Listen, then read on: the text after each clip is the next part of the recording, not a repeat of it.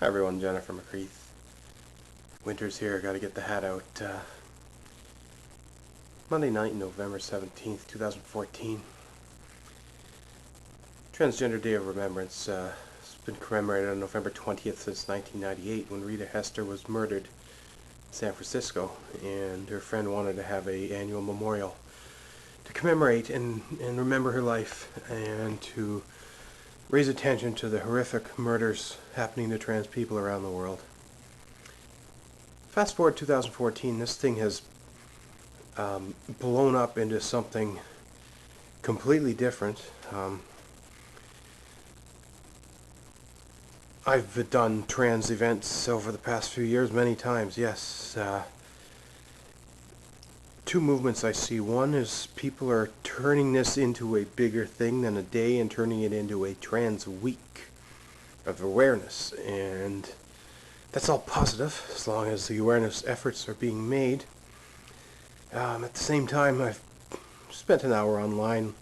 There's events, there's trans communities, Toronto, Halifax, St. John's, everywhere really, the big cities in Canada.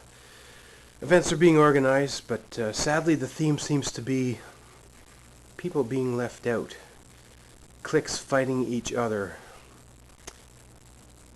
pride organizations taking over trans entities, movements.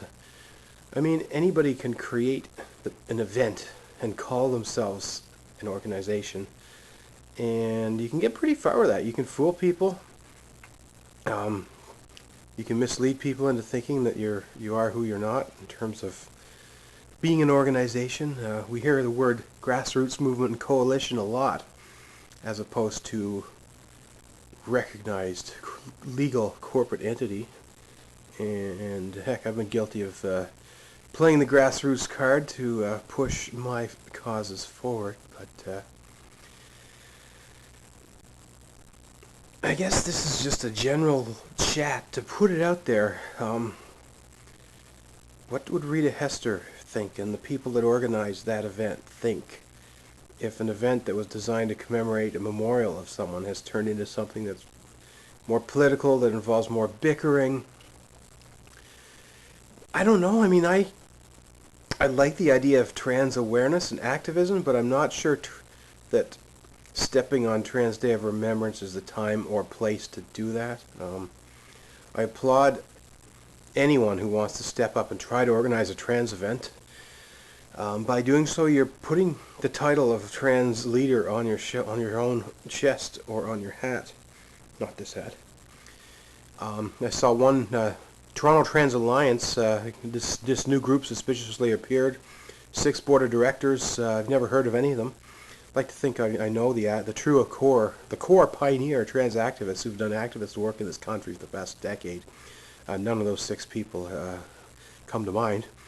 And they were on Facebook telling other trans people to fuck off when they had a problem with them creating new flags and doing all sorts of bizarre things and lining up some controversial speakers.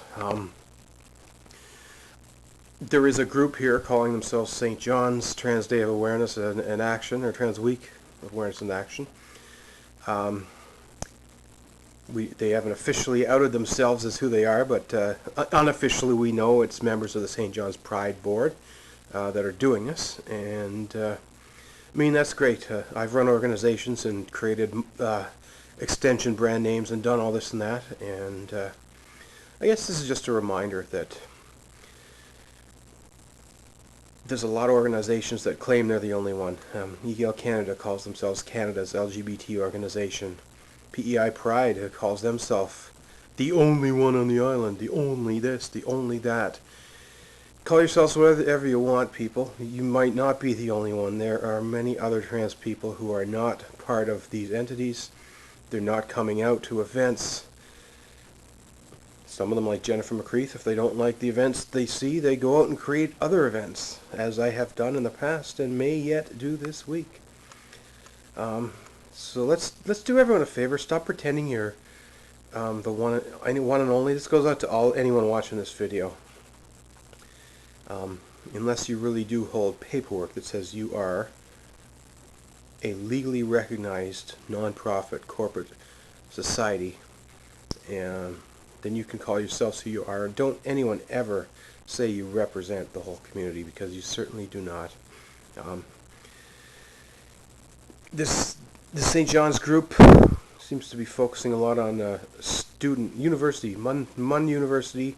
I think 4 events at Munn University. They got the mayor to do a proclamation today, and kudos to them for that. At the same time, I'm not sure I feel comfortable personally wanting to align too closely with St. John's Pride, especially having read their guidelines and their, not their guidelines, but corporate bylaws.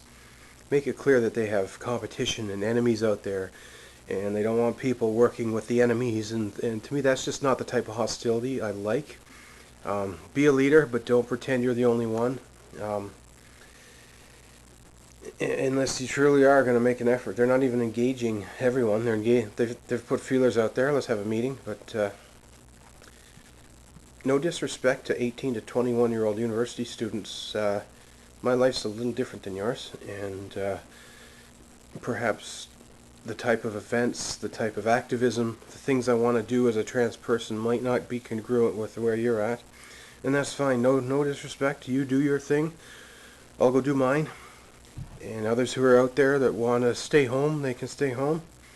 But yeah, it's a reminder we got to be diplomatic, and to see on the Toronto site there the swearing is just not appropriate. Toronto Trans TTA, I can't remember, Toronto Trans Association, whoever they are, they've got an event, and I'm telling people not to attend because I don't like what I'm seeing. They're pushing people away and not being diplomatic, not answering questions. God, this is going longer than I thought it was. I'm not going to be aligning with any of these other groups or self-proclaimed groups or whatnot, or pride organizations, gay organizations. Y'all want to use this to do further whatever cause it is you've got. Got an alleged trans leader now in our community signing up for drag king competitions, reality show TV, trans and drag, the argument. Go listen to my Trina Conrad videos. Trina has been talking about this and the challenges. Is it good to have a trans person getting into drag competitions? I don't know. I mean, I have faith that this person, Taylor, will do a good job. At the same time, I have reservations and concerns about it.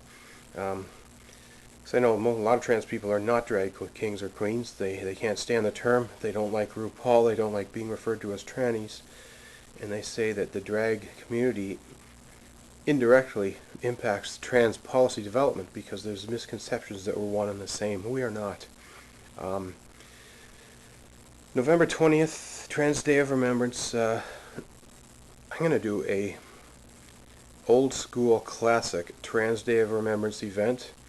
We're going to light the candles. We're going to name the victims, just like it was done in 1998. I want to respect first and foremost that process and that tradition. So that's what I'm going to be doing. I don't even know if I'm going to make it a public event or not. I might just keep this one to myself and invite a couple close friends. Yeah, I'm not looking for any media publicity attention on this. Specifically, I've gotten in the past. I watch 6 o'clock news. It's great that there was things happening at St. John's City Hall. A pronoun discussion by the drag king with the mayor and all these people. But I don't think that got onto the news, so it didn't really hit everybody's radar. And you put the word awareness in your organization, you need to see that type of outreach. And yeah, enough of that, enough of them. Good work. Keep going. I know I've said some rough things about you folks in the past. It's all apples and oranges now. St. John's Pride versus Jennifer McCreath and my grassroots trans activism. We're heading in totally different directions. We can definitely coexist in the same planet, though. I like the people and I respect them, but hopefully you won't take it personal when I do not show up to any of your events this week. I'm going to do my own thing on the 20th. I feel that's what's best for me, and that's what I want to say. So yeah, everyone, just read the fine print of any group or organization or coalition, people claiming to be something they might not necessarily be. make sure you know what you're getting into when you're going to either support someone or go to their events or say, no, I'm not supporting this. Fluff gets you far, sadly, in politics, and at least the politicians, you say, hi, I'm trans, I want to raise a trans flag, they'll do it now, and 10 years ago they weren't, so that's at least positive and exciting, but I hope we'll see efforts here in Newfoundland. Trans people still have to go to Toronto for assessments in order to get coverage for health care, go through long waiting lists. We can't get our IDs changed here unless we have surgeries. There's a lot of issues going on. The human rights legislation has just been proclaimed.